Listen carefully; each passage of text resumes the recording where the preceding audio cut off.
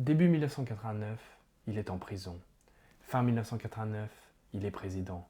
Voici l'histoire de Václav Havel. Havel naît en 1936 dans une famille très riche de la bourgeoisie libérale tchécoslovaque.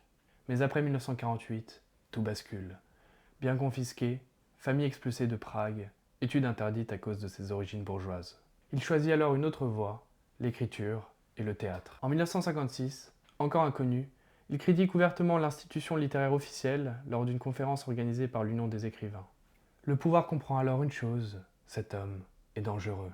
Dans les années 60 s'ouvre une période de dégel qui voit l'apparition des clubs, cafés et théâtres. Au théâtre de la Balustrade, Havel invente un théâtre de l'absurde centre-européen, comique et grinçant. Il détourne la langue administrative pour provoquer le public et le forcer à penser. Son succès, le rapport dont vous êtes l'objet, satire géniale du langage administratif. Après 1968 et le printemps de Prague, la répression s'installe. C'est la normalisation.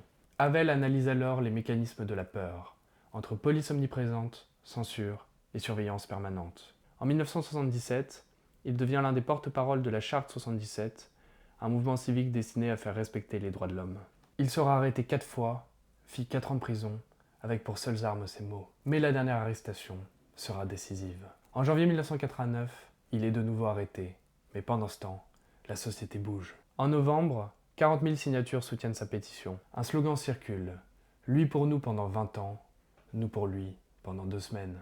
Un mois plus tard, le 29 décembre 1989, il est élu président de la République tchécoslovaque à l'unanimité. Dans son premier discours, Havel parle à la nation.